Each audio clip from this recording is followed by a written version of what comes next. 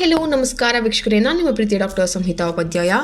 ಎಲ್ಲರೂ ಕ್ಷೇಮವಾಗಿದ್ದೀರಾ, ಆರೋಗ್ಯವಾಗಿದ್ದೀರಾ ಎಂದು ಭಾವಿಸ್ತೇನೆ ವೀಕ್ಷಕರೇ. ಹಾಗಿದ್ರೆ ಸ್ನೇಹಿತರೆ, ಇವತ್ತಿನೊಂದು ವಿಡಿಯೋದಲ್ಲಿ ನಾನು ಕಳೆದ ವಿಡಿಯೋದಲ್ಲಿ ನಿಮಗೆ ತಿಳಿಸಿದ್ದೆ ಈ ಒಂದು ಕಟ್ಟಡ ಮತ್ತು ನಿರ್ಮಾಣ ಕಾರ್ಮಿಕರಿಗೆ ಏನೆಲ್ಲ ಸೌಲಭ್ಯಗಳಿದೆ ಹಾಗೂ ಅದನ್ನು ಹೇಗೆ ನೀವು ಉಪಯೋಗಿಸ್ಕೊಳ್ಬೋದು, ಸರ್ಕಾರದ ವತಿಯಿಂದ ನೀಡುವ ಈ ಒಂದು ಸೌಲಭ್ಯಗಳಿಗೆ ನೀವು ಹೇಗೆ ಯಾವ ರೀತಿಯಲ್ಲೆಲ್ಲ ನಿಮಗೆ ಪೆನ್ಷನನ್ನು ಅಥವಾ ಸಹಾಯಧನವನ್ನು ಪಡ್ಕೋಬೋದು ಅನ್ನೋದ್ರ ಬಗ್ಗೆ ಕಂಪ್ಲೀಟ್ ಆಗಿ ಮಾಹಿತಿಯನ್ನು ನೀಡಿದ್ದೇನೆ.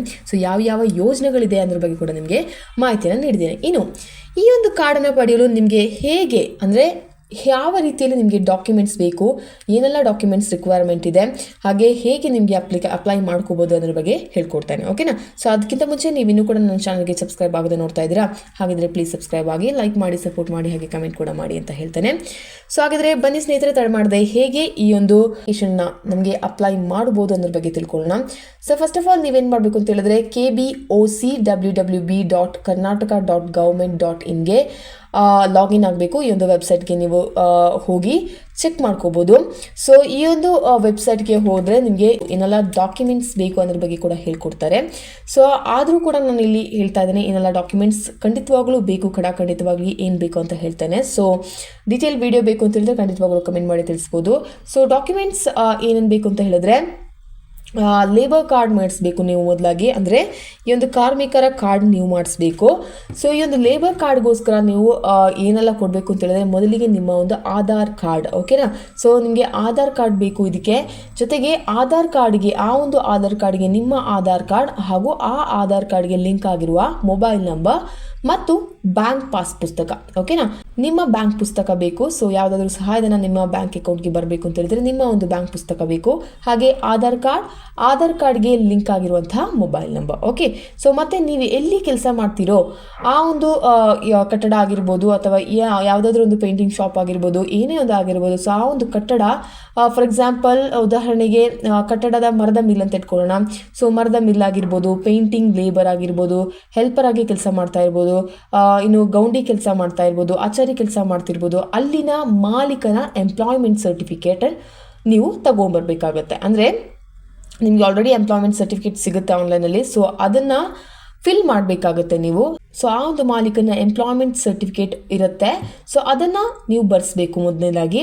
ಸೊ ಬರೆಸಿ ಅದನ್ನು ಕಂಪ್ಲೀಟಾಗಿ ಕನ್ನಡದಲ್ಲಿ ಗೊತ್ತಿದ್ದರೆ ಕನ್ನಡದಲ್ಲಿ ಬರೀರಿ.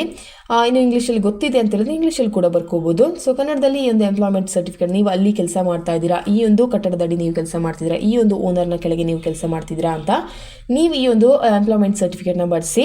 ಮತ್ತು ಸೆಲ್ಫ್ ಡಿಕ್ಲರೇಷನ್ ಫಾರ್ಮ್ ಅಂತ ಒಂದು ಬರುತ್ತೆ, ಅಂದರೆ ಸ್ವಯಂ ಘೋಷಿತ ಫಾರ್ಮ್, ಅಂದರೆ ಸ್ವಯಂ ಘೋಷಣೆಯನ್ನು ಮಾಡ್ಕೊಳ್ಳೋದು. ಈ ಒಂದು ಕೆಲಸನ ನಾನು ಮಾಡ್ತಾ ಇದ್ದೀನಿ, ನಾನು ಈ ಒಂದು ಕಟ್ಟಡದಲ್ಲಿ ಕೆಲಸ ಮಾಡ್ತಾ ಇದ್ದೇನೆ ಅಂತ ಇದನ್ನ ಫಿಲ್ ಮಾಡಿ ಅಪ್ಲೋಡ್ ಮಾಡಬೇಕಾಗುತ್ತೆ. ನಿಮ್ಮ ಲೇಬರ್ ಕಾರ್ಡ್ ರೆಡಿ ಆಗುತ್ತೆ. ಹೀಗೆ ಮಾಡಿದ್ರೆ ಮಾತ್ರ. ಸೊ ಇಲ್ಲಿ ಏನೆಲ್ಲ ಬರುತ್ತೆ ಅಂತ ಹೇಳಿದ್ರೆ employment certificate and self declaration form ಅಂತ ಬರುತ್ತೆ, ಸ್ವಯಂ ಘೋಷಣೆಯ ಫಾರ್ಮ್ ಅಂತ ಬರುತ್ತೆ. ಓಕೆ? ಸೊ ಇದನ್ನು ಫಿಲ್ ಮಾಡಿ ಅಲ್ಲಿ ಏನೇನು ಕೇಳಿದ್ದಾರೆ, ಏನೆಲ್ಲ ಡಾಕ್ಯುಮೆಂಟ್ಸ್ನ ಕೇಳಿದ್ದಾರೆ ಅದನ್ನೆಲ್ಲ ಕೊಟ್ಟು, ಜೊತೆಗೆ ನೀವೆಲ್ಲಿ ಎಷ್ಟು ದಿನ ಆ ಒಂದು ಫಾರ್ಮಲ್ಲಿ ಏನೆಲ್ಲ ಕೇಳಿರ್ತಾರೆ ಅಂತ ಹೇಳಿದ್ರೆ ಕಂಪ್ಲೀಟಾಗಿ ನಿಮಗೆ ಇದ್ರ ಬಗ್ಗೆ ಮಾಹಿತಿ ಬೇಕಾದರೆ ಖಂಡಿತವಾಗ್ಲೂ ಟೆಕ್ಸ್ಟ್ ಮಾಡಿ, ಮೆಸೇಜ್ ಮಾಡಿ, ಕಮೆಂಟ್ ಬಾಕ್ಸ್ನಲ್ಲಿ ತಿಳಿಸಿ. ನಾನಿಲ್ಲಿ ಸ್ವಲ್ಪವೇ ಹೇಳ್ತಾ ಇದ್ದೇನೆ ಹೇಗೆ ಏನೆಲ್ಲ ಇರ್ತದೆ ಅಂತ ಹೇಳಿದ್ರೆ ನಿಮ್ಮ ಹೆಸರು, ನೀವು ಯಾವ ಒಂದು ಕಟ್ಟಡದಡಿ ಕೆಲಸ ಮಾಡ್ತಿದ್ದೀರಾ, ಏನು ಕೆಲಸವನ್ನು ಮಾಡ್ತಾ ಇದ್ದೀರಾ, ಹಾಗೆ ಆ ಒಂದು ಕಟ್ಟಡ ಅಥವಾ ಆ ಒಂದು ಮಾಲೀಕನ ಅಡಿಯಲ್ಲಿ ನೀವು ಎಷ್ಟು ದಿನಗಳ ಕಾಲ ಕೆಲಸವನ್ನು ಮಾಡಿರ್ತೀರಾ, ಹಾಗೆ ಅವರ ಸಹಿ, ಅವರ ಒಂದು ಅಡ್ರೆಸ್, ಅವರ ಒಂದು ಮೊಬೈಲ್ ನಂಬರ್ನ ಕೂಡ ನೀವು ಕೊಡಬೇಕಾಗತ್ತೆ. ಓಕೆ? ಸೊ ಇಷ್ಟೆಲ್ಲ ಮಾಡಿ ಆದಮೇಲೆ ಇದನ್ನು ನೀವು ಆನ್ಲೈನಲ್ಲಿ ನಿಮಗೆ ಯಾವುದಾದ್ರೂ ಸೈಬರ್ ಸೆಲ್ಲಲ್ಲೋ ಅಥವಾ ಕರ್ನಾಟಕ 1 ಅಥವಾ ಗ್ರಾಮ 1 ಕೇಂದ್ರಗಳಲ್ಲೂ ಹೋಗಿ ನಿಮಗೆ ಇದನ್ನು ಅಪ್ಲೋಡ್ ಮಾಡ್ಕೋಬೋದು. ಸೊ ಅವ್ರಿಗೆ ಹೇಳಿದ್ರೆ ಸಾಕಾಗುತ್ತೆ, ಅವ್ರು ಮಾಡಿಕೊಡ್ತಾರೆ. ಓಕೆ? ಸೊ ಸ್ವಲ್ಪ ಏನೋ ಒಂದು ಕಾರ್ಡನ್ನು ಮಾಡಿಸ್ಬೇಕಾದ್ರೆ ಸ್ವಲ್ಪ ಏನಾದರೂ ಅವರಿಗೆ ಕೊಡಬೇಕಾಗತ್ತಲ್ವ. ಸೊ ಅದನ್ನು ನೀವು ಕಟ್ಟಿ ಒಂದು ಪೇಮೆಂಟ್ ಸ್ವಲ್ಪ ಇರುತ್ತೆ, ಅದನ್ನ ಮಾಡಿ ಈ ಒಂದು ಕಾರ್ಡನ್ನು ಮಾಡಿಸ್ಕೋಬೇಕು ನೀವು ಮೊದಲನೇದಾಗಿ ಮಾಡ್ತಾ ಇದ್ದೀರಿ ಅಂತ ಹೇಳಿದ್ರೆ. ಸೊ ಏನೆಲ್ಲ ಸರ್ಟಿಫಿಕೇಟ್ ಬೇಕಂತ ಹೇಳಿದ್ರೆ ಎಂಪ್ಲಾಯ್ಮೆಂಟ್ ಸರ್ಟಿಫಿಕೇಟ್ ಅಂತೆ ಆ್ಯಂಡ್ ಸೆಲ್ಫ್ ಡಿಕ್ಲರೇಷನ್ ಫಾರ್ಮ್ ಬೇಕು. ಓಕೆ? ಸೊ ಇನ್ನು ಈ ಒಂದು ಕಾರ್ಡ್ ನಿಮಗೆ ಆಲ್ರೆಡಿ ಇದೆ, ಬಟ್ ಅದನ್ನ ವರ್ಷ ರಿನಿವಲ್ ಮಾಡ್ಕೋಬೇಕಲ್ವಾ. ಸೊ ಆದರೆ ರಿನಿವಲ್ ಮಾಡಬೇಕು ಅಂತ ಇದ್ದರೆ, ಆಲ್ರೆಡಿ ಇರುವಂತಹ ಕಾರ್ಡನ್ನು ರಿನ್ಯೂ ಮಾಡಬೇಕು ಅಂತ ನೀವು ಹೇಳಿದ್ರೆ ನಿಮ್ಮ ಮೊಬೈಲ್ನಲ್ಲಿ ಮಾಡಲು ಸಾಧ್ಯವಿಲ್ಲ. ಓಕೆ, ಸೊ ಇದು ನಿಮ್ಮ ಮೊಬೈಲ್ನಲ್ಲಿ ಮಾಡಲಿಕ್ಕೆ ಸಾಧ್ಯನೇ ಇಲ್ಲ. ಸೊ ತುಂಬ ಜನ ರಿನಿವಲ್ನ ಮಾಡಲಿಕ್ಕೆ ಮೊಬೈಲಲ್ಲಿ ನೋಡ್ತಾ ಇದ್ದೀರಾ. ಸೊ ಖಂಡಿತವಾಗ್ಲೂ ಆಗಲ್ಲ. ಬಿಕಾಸ್ ಏಕಪ್ಪ ಅಂತ ಹೇಳಿದ್ರೆ 2026ರಲ್ಲಿ ಈ ಒಂದು ಫುಲ್ ಪ್ರೊಸೀಜರ್, ಈ ಒಂದು ರಿನಿವಲ್ ಪ್ರೊಸೀಜರ್ ಚೇಂಜ್ ಆಗಿದೆ. ಓಕೆ, ಸೊ 2022ರಲ್ಲಿ ತುಂಬ ಕಷ್ಟವಿದೆ. ಸೊ ಇದನ್ನು ನೀವು ನಿಮ್ಮ ಮೊಬೈಲ್ನಲ್ಲಿ ಯಾವುದೇ ಕಾರಣಕ್ಕೂ ಮಾಡೋಕ್ಕೆ ಸಾಧ್ಯವಾಗೋದಿಲ್ಲ.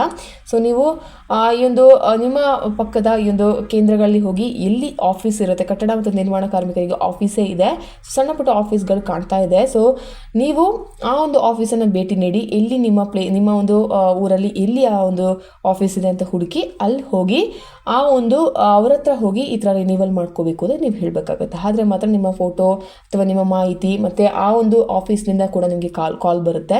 ಸೊ ಈ ಒಂದು ಕಾಲ್ನೆಲ್ಲ ಮಾಡಿ ಆದ ನಂತರವೇ ಈ ಒಂದು 2026ರಲ್ಲಿ ಈ ಒಂದು ಕಾರ್ಡ್ ರಿನಿವಲ್ ಆಗುತ್ತೆ. ಓಕೆ, ನೀವು ಎಲ್ಲಿ ಕೆಲಸ ಮಾಡ್ತೀರಾ ಅಲ್ಲಿನ 2-3 ಫೋಟೋಗಳನ್ನ ಕೂಡ ಕಳಿಸ್ಬೇಕಾಗುತ್ತೆ. ಸೊ ಈಗಿನ ಕಾಲದಲ್ಲಿ ಎಲ್ಲರ ಹತ್ರನೂ ಮೊಬೈಲ್ ಇದೆ. ಸೊ ವಾಟ್ಸಪ್ನಲ್ಲಿ ನಿಮಗೆ ಕಳಿಸ್ಕೊಡ್ಬೋದು. ಸೊ ಅಲ್ಲಿಂದ ಆಫೀಸಿಂದ ಕಾಲ್ ಬರುತ್ತೆ, ನೀವು ನಿಮ್ಮ ಕೆಲಸ ಮಾಡುವ ಒಂದು 4-5 ಫೋಟೋಸ್ನ ಕಳಿಸಿ ಅಂತ, ಅದನ್ನು ಕೂಡ ನೀವು ಮಾಡ್ಕೋಬೇಕಾಗುತ್ತೆ. ಹಾಗಾಗಿ ಹೇಳ್ತಾ ಇದ್ದೇನೆ, ಮೊಬೈಲ್ನಲ್ಲಿ ನಿಮಗೆ ಖಂಡಿತವಾಗ್ಲೂ ಮಾಡಲಿಕ್ಕೆ ಸಾಧ್ಯವಿಲ್ಲ. ನೀವು ಈ ಒಂದು ಕೇಂದ್ರಗಳನ್ನೇ ಭೇಟಿ ಮಾಡಬೇಕಾಗುತ್ತೆ. ಮತ್ತು ನೀವು ನೀಡಿದ ಎಲ್ಲ ಮಾಹಿತಿ ಸತ್ಯವಾಗಿದ್ದರೆ ಮಾತ್ರ ನಿಮ್ಮ ಈ ಒಂದು ಅಪ್ಲಿಕೇಶನ್ ಅಪ್ರೂವ್ ಆಗುತ್ತೆ. ಓಕೆನಾ? ಸೊ ಯಾವುದಾದ್ರೂ ತಪ್ಪು ಮಾಹಿತಿಯನ್ನು ನೀವು ನೀಡ್ತಾ ಇದ್ದೀನಿ ಅಂತ ಹೇಳಿದರೆ ಖಂಡಿತವಾಗ್ಲೂ ನಿಮ್ಮ ಒಂದು ಡಾಕ್ಯುಮೆಂಟ್ ವೆರಿಫಿಕೇಷನ್ ಆಗೋದೇ ಇಲ್ಲ, ಹಾಗೆ ಈ ಒಂದು ಕಾರ್ಡ್ ಕೂಡ ರೆಡಿ ಆಗೋದಿಲ್ಲ. ಇಲ್ಲದಿದ್ದರೆ ರಿಜೆಕ್ಟ್ ಆಗುತ್ತೆ ನಿಮ್ಮ ಕಾರ್ಡ್. ಓಕೆ, ಸೊ ಹೆಚ್ಚಿನ ಮಾಹಿತಿ ನಿಮಗೆ ಬೇಕು ಅಂತ ಹೇಳಿದ್ರೆ ನಿಮ್ಮ ಸ್ಥಳೀಯ ಕರ್ನಾಟಕ 1 ಗ್ರಾಮ 1 ಕೇಂದ್ರಗಳಿಗೆ ನೀವು ಭೇಟಿ ಕೊಟ್ಟರು ಡೀಟೇಲ್ಡ್ ಆಗಿ ಇನ್ಫಾರ್ಮೇಷನ್ ಸಿಗುತ್ತೆ. ಓಕೆ, ಇನ್ನು ನಿಮಗೆ ಸಹಾಯವಾಣಿ ಬೇಕು ಅಂತ ಹೇಳಿದ್ರೆ ನಂಬರ್ನ ಕೂಡ ನೋಟ್ ಮಾಡ್ಕೊಳ್ಳಿ. 15514ಗೆ ಕಾಲ್ ಮಾಡಿ. ಅಂದರೆ ಐ ರಿಪೀಟ್, 15514ಗೆ ಕಾಲ್ ಮಾಡಿ. ಓಕೆ, ಸೊ ನಿಮ್ಮ ಲೇಬರ್ ಕಾರ್ಡ್ ಮಾಡ್ಕೋಬೇಕು ಅಥವಾ ಕಾರ್ಮಿಕ ಕಾರ್ಡ್ ಮಾಡ್ಕೋಬೇಕು ಅಂತ ಹೇಳಿದ್ರೆ ಏನೆಲ್ಲ ಮುಖ್ಯವಾಗಿ ಡಾಕ್ಯುಮೆಂಟ್ಸ್ ಬೇಕು ಅನ್ನೋದ್ರ ಬಗ್ಗೆ ಹೇಳ್ಕೊಟ್ಟಿದ್ದೇನೆ.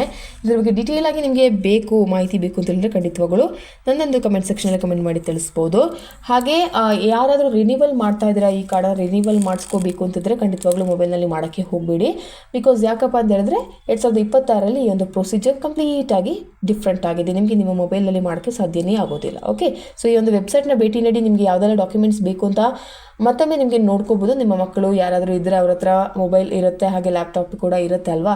ಸೊ ನೀವು ಚೆಕ್ ಮಾಡ್ಕೋಬೋದು. ನಾನು ಒಂದು ವೆಬ್ಸೈಟ್ನ ಕೂಡ ಹೇಳಿದೆ, kvocwwb.karnataka.government.in ಒಂದು ವೆಬ್ಸೈಟ್ಗೆ ನೀವು ಹೋಗಿ ಭೇಟಿ ಕೊಡ್ಬೋದು. ಸೊ ಒಂದು ವೆಬ್ಸೈಟಲ್ಲಿ ನಿಮಗೆ ಏನೆಲ್ಲ ಡಾಕ್ಯುಮೆಂಟ್ಸ್ ಬೇಕು, ಇನ್ನೂ ತುಂಬ ಮಾಹಿತಿ ಏನು ಬೇಕು ಅದ್ರ ಬಗ್ಗೆ ಕೂಡ ಹೇಳ್ಕೊಡ್ತಾರೆ. ಸೊ ಖಂಡಿತವಾಗ್ಲೂ ನೀವು ಈ ಒಂದು ಕಟ್ಟಡ ಕಾರ್ಮಿಕರ ಅಡಿಯಲ್ಲಿ ನೀವು ಕೆಲಸ ಮಾಡ್ತಾ ಇದ್ದೀರಿ ಅಂತ ಹೇಳಿದರೆ, ಕಟ್ಟಡದ ಯಾವುದೇ ಕೆಲಸಗಳನ್ನ ನೀವು ಮಾಡ್ತಾ ಇದ್ದೀರಿ ಅಂತ ಹೇಳಿದ್ರೆ ಖಂಡಿತವಾಗ್ಲೂ ನೀವು ಒಂದು ಕಾರ್ಡನ್ನು ಮಾಡಿಸ್ಕೊಳ್ಳೇಬೇಕು ಅಂತ ನಾನು ಹೇಳ್ತೇನೆ. ತುಂಬ ಬೆನಿಫಿಟ್ಸ್ನ ನೀವು ಕಳ್ಕೊಳ್ತೀರಾ ಮಾಡದಿದ್ರೆ. ಓಕೆ, ಸೊ ಈ ಒಂದು ವಿಡಿಯೋದಲ್ಲಿ ಕಂಪ್ಲೀಟಾಗಿ ಈ ಒಂದು ಮಾಹಿತಿಯನ್ನು ನೀಡಿದ್ದೇನೆ. ಹಾಗಿದ್ರೆ ಏನಾದರೂ ಡೌಟ್ಸ್ ಇದ್ದರೆ ನನ್ನ ಒಂದು ಕಮೆಂಟ್ ಸೆಕ್ಷನ್ ಕಮೆಂಟ್ ಮಾಡಿ ತಿಳಿಸಿ ಅಂತ ಹೇಳ್ತಾ ಇವತ್ತಿನ ಒಂದು ವಿಡಿಯೋನ ಸ್ಟಾಪ್ ಮಾಡ್ತೇನೆ.